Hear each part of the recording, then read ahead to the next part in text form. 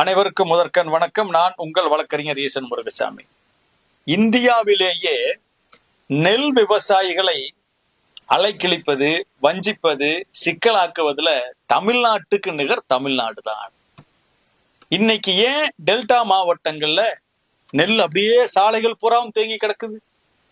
விவசாயிகள் அழுதுட்டு இருக்கிறாங்க. நெல் ஏன் முளைச்சு கிடக்குது? ஏன் கொள்முதல் செய்ய முடியல?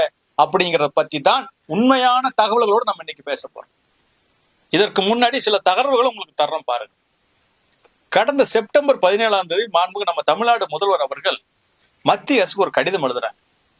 என்ன கடிதம்னு பாத்தீங்கன்னா, நீங்க இதுவரைக்கும் தமிழ்நாடுக்கு ஒதுக்கப்பட்ட உரங்கள்ல 57% மட்டும்தான் நீங்க கொடுத்துருக்கிறீங்க, மீதி எல்லாம் விரைந்து கொடுங்க, எங்க மக்கள் அதிக சாகுபடியில் ஈடுபட்டு இருக்காங்கன்னு சொல்றாங்க. அதுல என்ன சொல்றாங்கன்னா, தமிழ்நாட்டோட நெல் பரப்பு இந்த ஆண்டு குறுவை பருவத்துல 10% கூடுதலாக இருக்குது அப்படின்னு சொல்றாங்க. இப்ப 10%னா எவ்வளவு கடந்த ஆண்டு இருந்தது, இந்த ஆண்டு எவ்வளவு கூடுதல் அப்படிங்கிறது உங்களுக்கு விவரமா சொல்றேன், கேளுங்க. அதாவது 5.13 லட்சம் ஹெக்டேர்ல ஏற்கனவே பயிரிடப்பட்டு வந்தது. தற்போது 5.66 லட்சம் ஹெக்டேர்ல நாங்க பயிரிட்டு இருக்கிறோம். அதனால உரம் இங்க தட்டுப்பாடு நிலவுது, ஒதுக்கப்பட்டது கொடுங்கன்னு சொல்றாரு. அப்போ என்ன, 10% தான் தமிழ்நாட்டில் கூடுதல்னு முதல்வர் அவர்கள் மத்திய அரசுக்கு எழுதிய கடிதத்துல தெளிவுபடுத்துறாங்க. ஆனா இந்த பிரச்சனை வரும்போது தமிழ்நாடு சட்டசபையில அமைச்சர் சக்கரபாணி என்ன சொல்றாங்கன்னு பாத்தீங்கன்னா, 13 மடங்கு நெல் உற்பத்தி அதிகம், பயிரிடும் பரப்பு அதிகம், சாகுபடிங்கிறாங்க. என்னையன்னு விசாரிச்சு பார்த்தா அது நாமக்கல் மாவட்டத்தில் நடந்திருக்கு. நாமக்கல் மாவட்டத்தில் நெல் பயிரிடும் பரப்பு என்பது குறைந்த பரப்பு. அதுக்கு டெல்டா மாவட்டத்துக்கு என்ன சம்பந்தம்? டெல்டா மாவட்டத்தில் நெல் கொள்முதல் பண்ணலன்னு கேட்ட நாமக்கல்ல பத்தி பேசுறது, ஈரோட்டை பத்தி பேசிட்டு இருக்காரு. ரெண்டாவது என்ன சொல்றாருன்னா, மத்திய அரசாங்கம் செறிவூட்டப்பட்ட அரிசியை கலக்கிறதுக்கு அந்த அனுமதி கொடுக்கறதுக்கு தாமதப்படுத்திட்டாங்க, அதனால நாங்க அறவை செய்ய முடியலங்கிறாங்க. 1 கிலோ, அதாவது 100 கிலோ மூட்டைக்கு 1 கிலோ கலக்க சொல்றாங்க. அரைச்சு வச்சா கலக்கிறது மிக எளிமை. இப்ப நெல் கொள்முதலுக்கும் ஏன் தாமதம், ஏன் விவசாயிகள் வஞ்சிக்கிறாங்கன்னு கேட்டா, மத்திய அரசாங்கம் செறிவூட்டப்பட்ட அரிசி சொல்ற காரணமும் பொருத்தமானது கிடையாது, அது உண்மையும் அல்ல. நாமக்கல் மாவட்டத்துல 13 மடங்கு அதிகமா விளைஞ்சதும் காரணம் அல்ல. அடுத்து சொல்றாங்க 4000 லாரிகள், 12 ரயில்கள், அது போக பாத்தீங்கன்னா 2,60,00,000 சாக்கு ஸ்டாக் ரெடியா வச்சிருக்கோங்கிறார். 33,101 தார்பாய்கள் தயாராக இருக்குதுங்கிறார். ஆனாலும் ஏன் சாலைகளில நெல்லு கொட்டி கிடக்குது? அதே அமைச்சர் இன்னொன்னு சொல்றாங்க, என்னன்னு பாத்தீங்கன்னா, அதாவது வருஷந்தோறும் சராசரியாக காவிரி டெல்டாவுல 3.87 லட்சம் ஏக்கரை நாங்க சாகுபடி பண்ணுவாங்க. ஆனா இந்த வருஷம் 6.31 லட்சம் ஏக்கர் பண்ணிட்டாங்க. அது கிட்டத்தட்ட சராசரி 3 லட்சம் ஏக்கர் கூடுதல் பயிரிட்டு இருக்கிறாங்க அப்படின்னு சொல்றாங்க. இது என்ன புது கதையா? இப்பதான் அமைச்சருக்கு தெரியுமா? இப்பதான் கண்முழித்து பார்த்தாரா?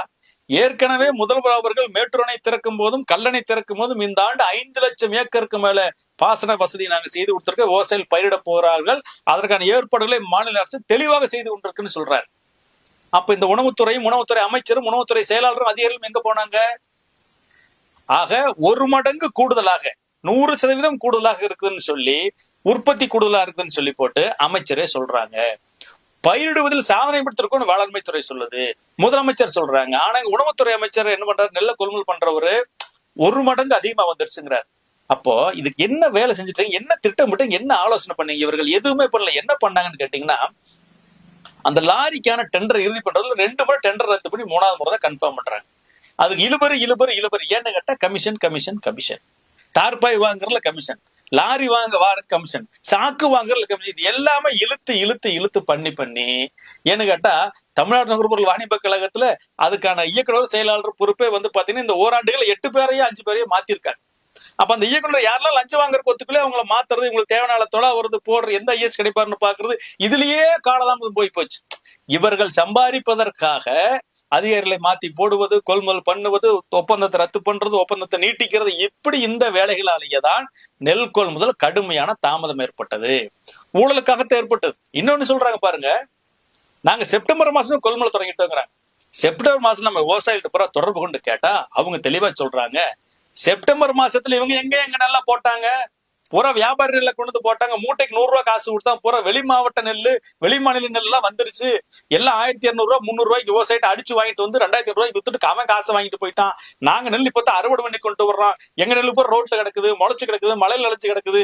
எங்களை பாலா போட்டுறானுங்களே, சாகுபடி பண்ண சொல்லி ரூபாய்க்கு உயிரை வாங்குறான். சாகுபடி பண்ணி நெல்லை கொண்டு வந்தா எங்களை வாழ விடாம சாவடிக்கிறானே அப்படிங்கிறான்.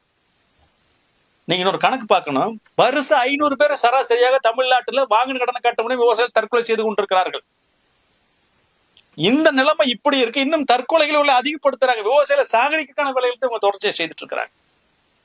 கடந்த 5 ஆண்டுகள் மாட்டீங்கன்னா 840 கோடி ரூபாய் மதிப்பில் நெல் வீணாய் போச்சு.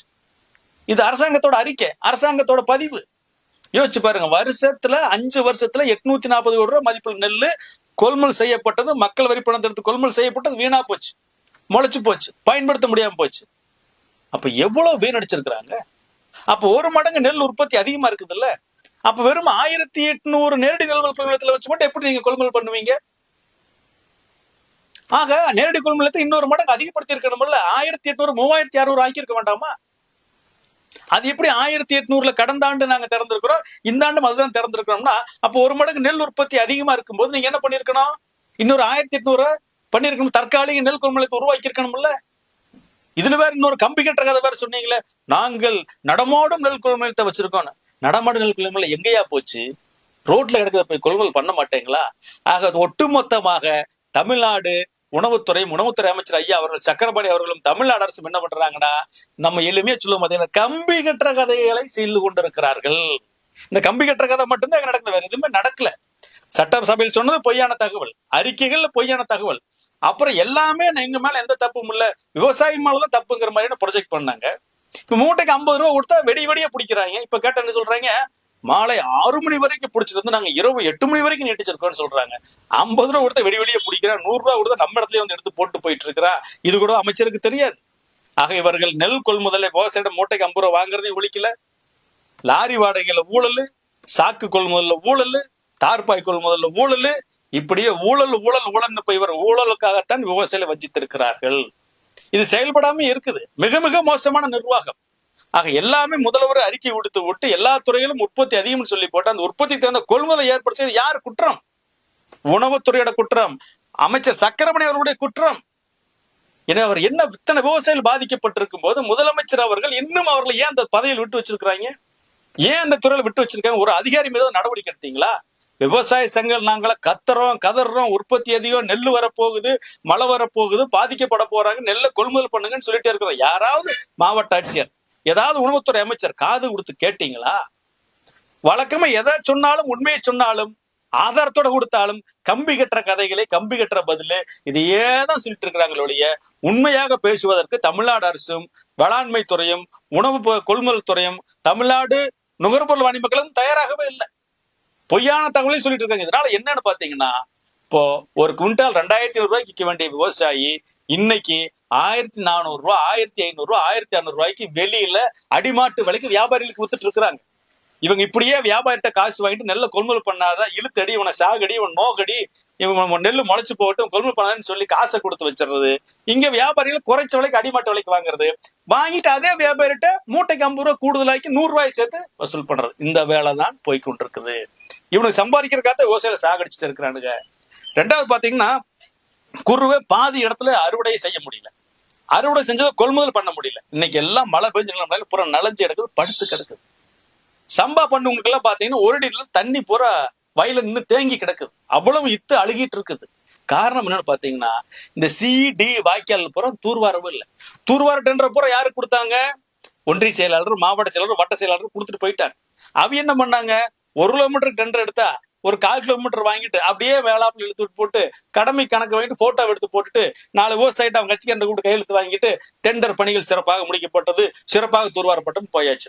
அப்ப தூர்வாரதுல ஊழல், நெல் கொள்முதல்ல ஊழல், இன்னைக்கு பாதிக்கப்பட்டு நிக்கிறது விவசாயி. ஐயா, மாண்புமிகு தமிழ்நாடு முதல்வர் அவர்களே, நானே டெல்டாக்காரன், நான் தான் டெல்டா அப்படின்னு சொன்னீங்களே, இன்னைக்கு டெல்டா பால்டாயிலை குடிக்க வேண்டிய சூழ்நிலை இருக்குது. தயவு செஞ்சு காது கொடுத்து கேளுங்க.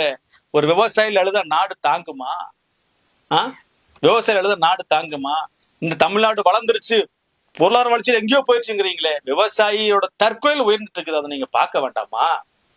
உற்பத்தி செய்ய சொல்லி விவசாயிகள் நிர்பந்தம் பண்றீங்களே, விவசாயிகளுக்கு கொள்முதல் என்னையா பண்ணீங்க? 2021 சொன்னீங்க தேர்தல் அறிக்கையில் நான் வந்தா 2500 ரூபாய் குண்டாலுக்கு தருவேன்னு. 2021 வந்தையும் கொடுத்துருக்க வேண்டாமா? எப்ப கொடுத்தீங்க? 2025 4.5 வருஷம் கழிச்சு கொடுக்குறீங்க. ஐயா, தமிழ்நாட்டை விட பொருளாதார வளர்ச்சியில 30 வருஷத்துக்கு பின்னாடி இருக்கக்கூடிய சத்தீஸ்கர் ஒரிசாக்காரன் தர்றான். மத்திய அரசு கொடுக்கறத விட 731 ரூபாய் கூட தர்றான். இதை விட 50% உற்பத்தி செலவு குறைவா இருக்கக்கூடிய சத்தீஸ்கர்ல ஒரிசாவில் இருந்து 3100 ரூபாய் குண்டலுக்கு அந்த விவசாயிகள் வாங்குறாங்க. 50 ரூபாய் லஞ்சமும் கிடையாது. நீங்க இன்னொன்னு பார்க்கணும், சத்தீஸ்கர்ல மட்டும் 1.5 கோடி மெட்ரிக் டன் நெல் கொள்முதல் 3 மாசத்துல முடிச்சிடுறாங்க. இங்க வருஷம் பூரா சேர்ந்து தமிழ்நாட்டுல சராசரியா 45 லட்சம் மெட்ரிக் டன் தானுங்க. அப்ப 2 மடங்கு கொள்முதல் பண்ற சத்தீஸ்கர் 3 மாசத்துல. அந்த மாநிலம் எங்க? அடிப்படை கட்டமைப்புகள் எங்க? உட்கட்டமைப்புகள் எங்க? தமிழ்நாடு எங்க இருக்குது? இவளுக்கு டெல்டாவில் போய் சிப்காட் போடணும். தஞ்சாவூர்ல ஒரு சிப்காட் வேணும், திருவாரூர் ஒரு சிப்காட் வேணும், நாகப்பட்டினம் ஒரு சிப்காட் வேணும், மயிலாடுதுறையில் ஒரு சிப்காட் வேணும். மாவட்டத்துக்கு சிப்காட் போட்டு நிலத்தெடுக்கிறதுக்கு நிதி ஒதுக்கக்கூடிய அரசாங்கம் தார்பை வாங்க நிதி ஒதுக்குச்சா? கொள்முதல் பண்ற நெல் ஒதுக்குச்சா? ஆக ஒவ்வொரு நாளும் பாத்தீங்கன்னா 800 மூட்டையில இப்போ 2000 மூட்டை பண்ற 3000 மூட்டை பண்றீங்க. இவ்வளவு பண்றேன்னு சொல்றீங்களே, நெல் ஏன் அப்ப ரோட்ல எடுக்க தேங்கி கிடக்குது? ஆக இந்த தமிழ்நாடு அரசும் தமிழ்நாடு முதல்வர் அவர்களும் தமிழ்நாடு உணவு நுகர்வோர் துறை அமைச்சர் ஐயா சக்கரபாணி அவர்களும் சராசரியாக பொய்யான தகவல்களை தான் சட்டமன்றத்திலும் அறிக்கையில் வயலும் கொடுக்கிறாங்களே ஒழிய இவர்கள் உண்மையை பேசவே இல்லை. இவர்களால் பாதிக்கப்பட்டிருக்கிறது யாருன்னு பாத்தீங்கன்னா, வரலாற்று காலத்திலிருந்து பண்பாட்டில, கலையில, இலக்கியத்தில உயர்ந்து நின்ற உயர்ந்த வேளாண்குடி சமூகம், டெல்டா சமூகம் இன்னைக்கு பாதிக்கப்பட்டு நிக்குது. ஐயோன்னு அலைஞ்சிட்டு இருக்குது. இவர்கள் 5 வருஷத்துலயும் பாத்தீங்கன்னா காப்பீட்டு பணமும் உறுதியா கொடுக்கல, நிவாரணமும் உறுதியா கொடுக்கல. இப்ப மழை பெஞ்சு வேற அழிஞ்சிட்டு இருக்குது. என்னதான் பண்ணுவாங்க இந்த விவசாயிகள்? நீங்க உன்னை கவனிச்சு பாருங்க. மாண்புமிகு தமிழ்நாடு முதல்வர் அவர்கள் ஆகட்டும் சரி, எதிர்கட்சி தலைவர் ஆகட்டும் சரி, ஒரு ஊருக்கு போறாங்கன்னா வெடிகிறதுக்குள்ள அந்த ஊர்ல கொடியை கட்டி, தோரணத்தை கட்டி, பந்தல போட்டு மிகப்பெரிய விழாவை ஏற்பாடு பண்ணிடுறாங்க. ஒரு இரும்பு தூண்கள் நிறுத்துறாங்க, அதுக்கு மிகப்பெரிய கெட்டி தார்பாயை போடுறாங்க. ஒரு அழகான மலையில நடையாத நிழலுக்கு தரக்கூடிய 10,000 பேர் 20,000 பேருக்கு வரக்கூடிய பந்தல் ரெடி ஆகுறது. அரசு சார்பு நல திட்டங்கள் வழங்குறாங்க. முதல்வர் 4 நாளைக்கு கூட தேதி 4 நாள் அவ்வளவு பிரமாண்டம் ஏற்பாடு செய்யக்கூடிய இந்த அரசாங்கம் ஏன் நெல் கொள்முதல சரியா செய்யல? நலஞ்ச நெல்மணிகளை ஏன் காப்பாற்ற முடியல? அப்ப இவங்க முதல்வர் வரணும் அப்படின்னா அரசு போர்க்கள் அடிப்படையில் வேலை செய்யும், விவசாயில தூக்கி தூரமா போட்டுருவார். இதுதான் உண்மையாக இருக்கிறது.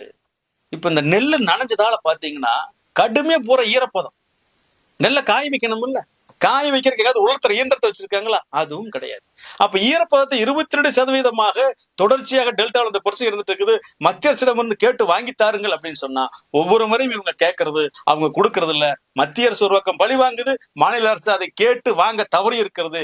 இந்த 2 பிரச்சனையிலுமே தொடர்ச்சியாக நீடித்து கொண்டிருக்கிறது. ஆக விவசாயிகளை வஞ்சிக்கிற அரசாக இருக்கிறது, பொய்களை சொல்லுகிற அரசாக இருக்கிறது. நாங்க பொய் சொல்றோம் இல்லப்பா ஈசன், நீ பொய் சொல்ற, நீ அந்த கட்சி கைக்கூலி இந்த கட்சி கைக்கூலி சொல்றா. ஐயா, தமிழக விவசாயிகள் பாதுகாப்பு சங்கம் தான் உண்மையான எதிர்கட்சி. கடந்த ஆட்சியிலும் இந்த பிரச்சனை இருந்தது, இந்த ஆட்சியிலும் இந்த பிரச்சனை இருக்குது. உடனே அஇஅதிமுக குறை சொல்ற அளவுக்கு அவங்க ஆட்சியிலும் ஒன்னும் சிறப்பா செஞ்சிடல. ஆக ஒட்டுமொத்தமாக விவசாயிகளை காப்பதில் இந்த 75 ஆண்டுல நாடு சுதந்திரம் பெற்றல இருந்து இந்த மாநில அரசுகள் மத்திய அரசுகளும் தோல்வி அடைஞ்சிருக்கிறது. அதுதான் உண்மை, இதான யதார்த்தம். ஆக இதை யாரும் நேரடிக்கு நாங்க வாதிட தயாரா இருக்கிறோம். எப்ப நெல்லை கொள்முதல் பண்றதுக்கான உத்தரவு போட்டீங்க? எத்தனை டிபிசி திறக்கிறதுக்கு உத்தரவு போட்டீங்க?